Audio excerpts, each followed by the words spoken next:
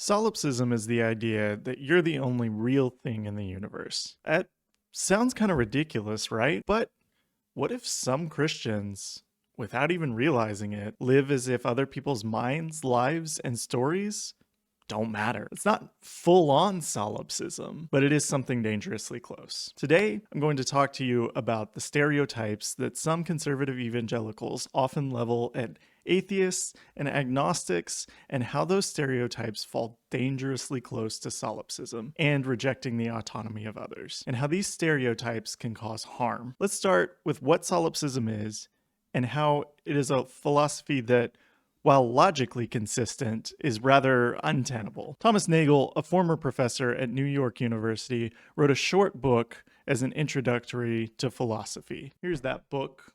It's called What Does It All Mean? And in this book, Nagel starts by observing solipsism and how we're even able to know anything. Nagel writes, "If you think about it, the inside of your own mind is the only thing you can be sure of.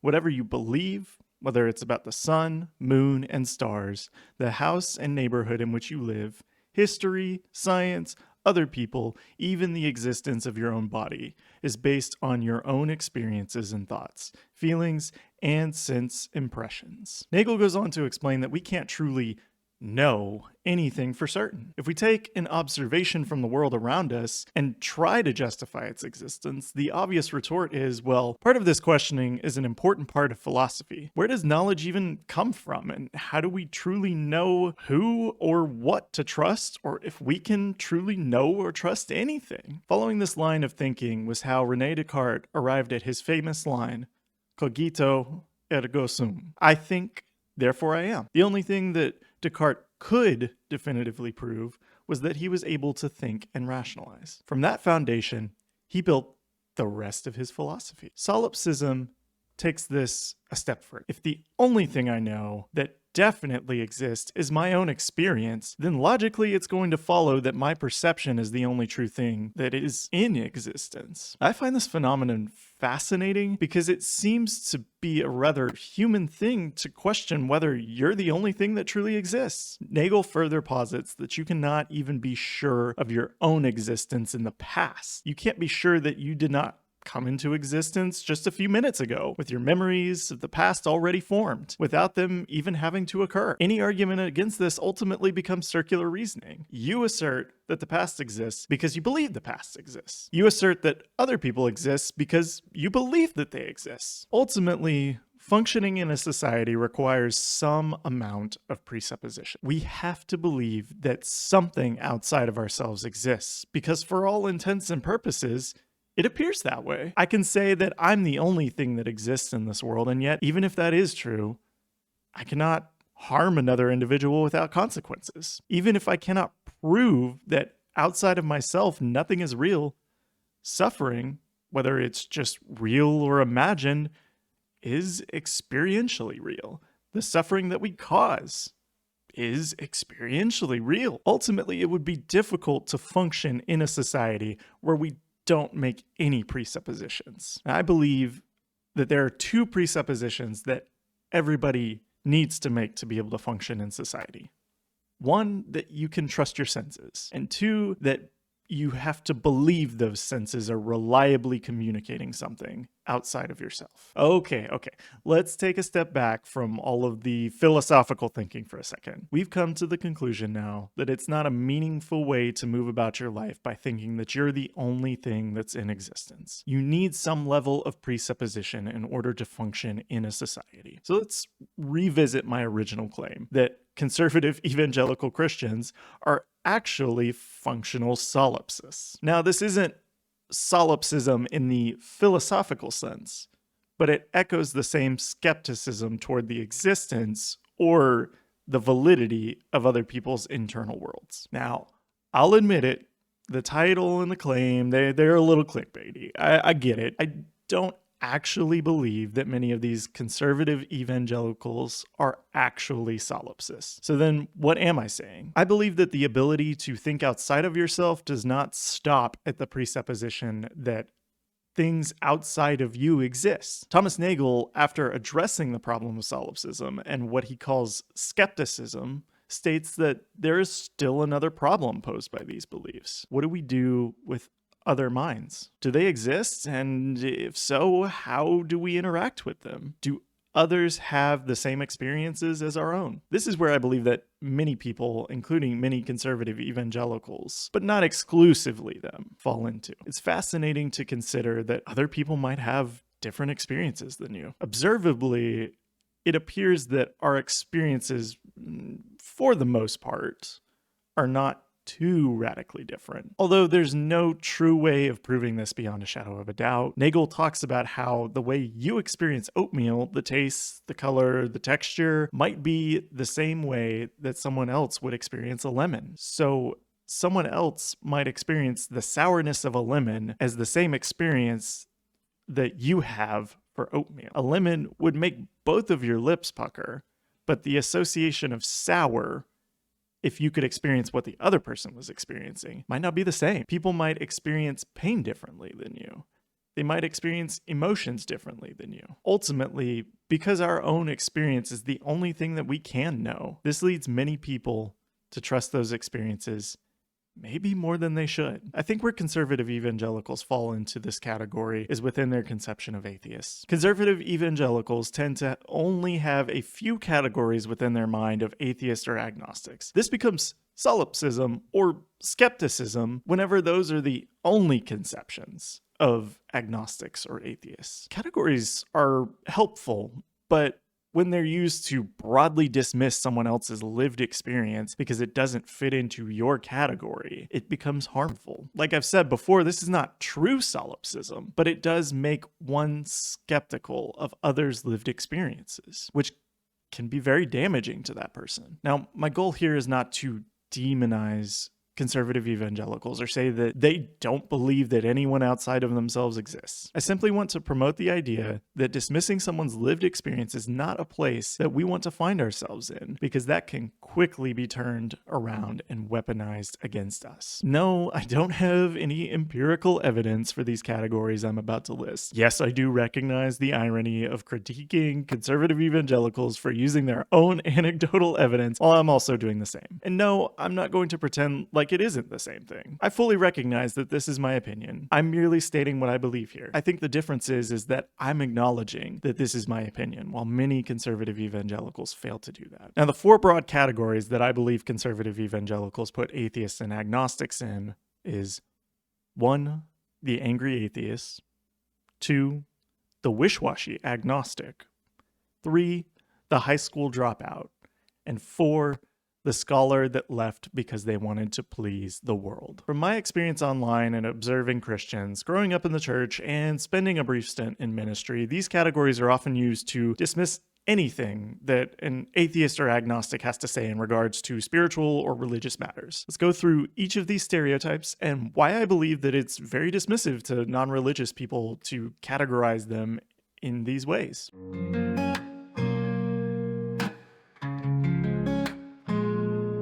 So first of all, we have the angry atheist. The angry atheist is a trope that is at least as old as the internet. Within my lifetime, it's been popularized through angry, ranting atheists in online forums, Twitter, or YouTube videos. The angry atheist is someone that angrily states that God doesn't exist. They're certain that God does not exist, while they simultaneously hate God, and they believe that anyone who's Christian is just a stupid moron.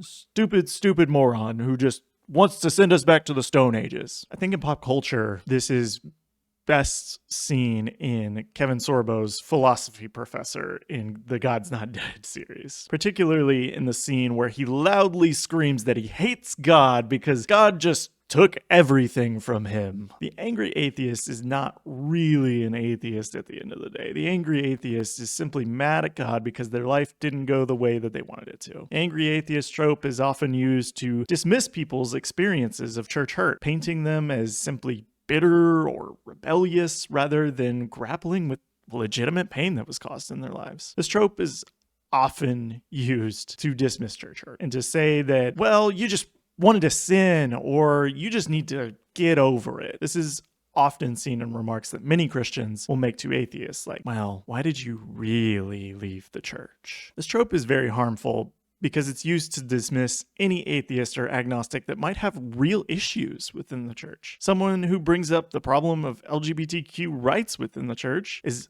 offhandedly dismissed because, oh, you just wanted to sin, or you can't handle the truth of God's word. Someone who brings up racism within the church is met with the criticism of being too woke or too liberal, or also denying the truth of God's word. The angry atheist trope is damaging because it dismisses church hurt or other hurt that a person might go through. Instead of being there for an individual when they're going through a tough time, ultimately what this leaves the individual with is a loss of community and having to face their struggles with either hopefully a secular community that they've built up around them, or having to bear the burden on their own.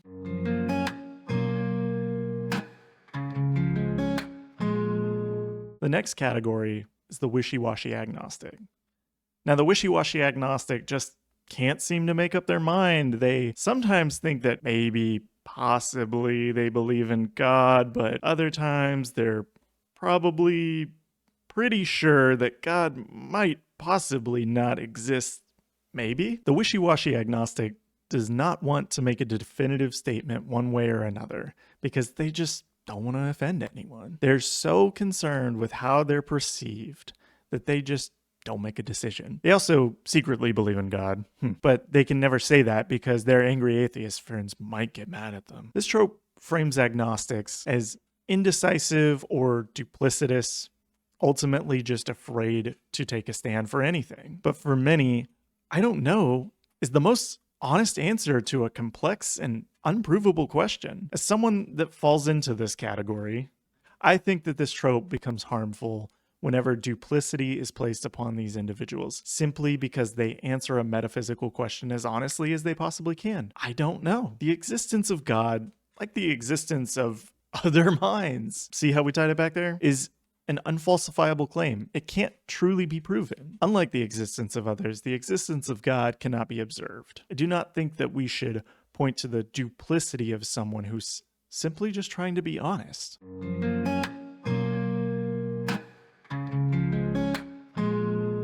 Let's talk about the high school dropout. The high school dropout was the person who grew up going to church, wasn't ever really that involved, and then they left when they were in high school because their parents were bad parents, or one of them died, or something like that. I don't know. I haven't talked to them since we were like 15 or something. I don't know. This trope, ironically enough, is also seen in Kevin Sorbo's character in God's Not Dead. Kevin Sorbo's mom died when he was young, and that led him to become an atheist.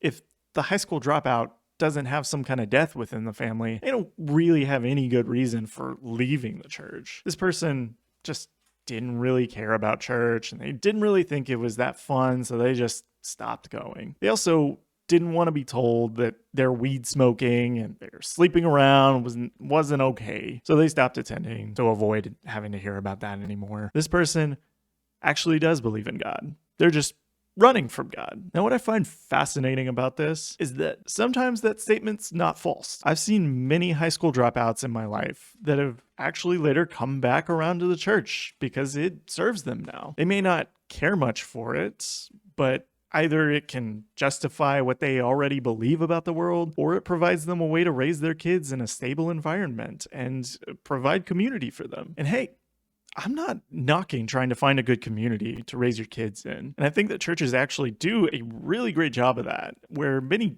secular spaces struggle. The high school dropout is a harmful trope, not because of the stereotype, but because it's often used to dismiss people who don't fit into that stereotype. It's often levied against thoughtful teens who couldn't reconcile their upbringing with their observation of the world. They did a great amount of reading and learning within the Bible, and they decided that the faith wasn't for them. It's also levied against people who went to college and deconstructed within their freshman year. People will remark that their faith wasn't that strong to begin with, so it's no surprise that they lost their faith. This trope can be very damaging for people who did hold a strong faith, or researched extensively before deciding to make the decision to walk away. The reason why this is so harmful is because these people thoughtfully made the decision to walk away from the church, and they're being accused of just recklessly abandoning something that meant so much to them. The people who did not consider their reasons for walking away are the ones that find themselves back within the church in their adult lives. Ultimately,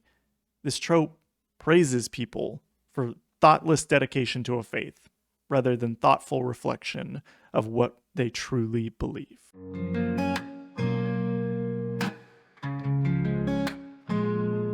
All right, the scholar that wants to please the world. The scholar is someone who goes off to college, gets a degree in STEM or the humanities, and then they deconvert after much studying into the natural world, human evolution, psychological mechanisms, history, religion, the Bible, archaeology. I could keep going. This person is often difficult for conservative evangelicals to categorize because of the high level of education that this person receives. Because CECs believe that the natural world points to a creator, and many well-educated people would affirm this, they struggle to find a place for the scholarly atheist, particularly someone who was a Christian before they began their studies. This person is usually someone that deconverts during or after their studies, but usually later than the high school dropout. The high school dropout can easily be placed into the category of wanting to sin, because early college life can be accompanied by a party lifestyle at times. However, the scholar is someone who did not deconvert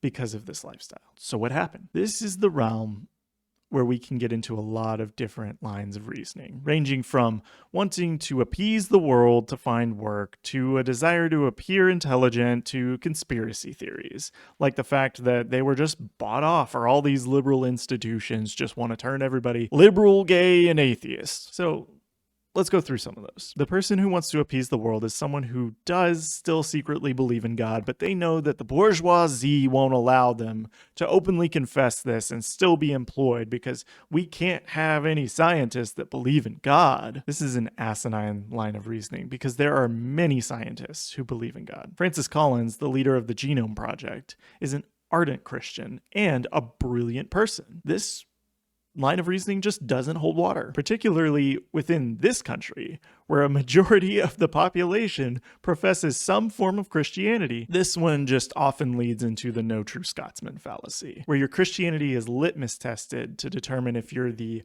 right kind of Christian. This one's similar to the first.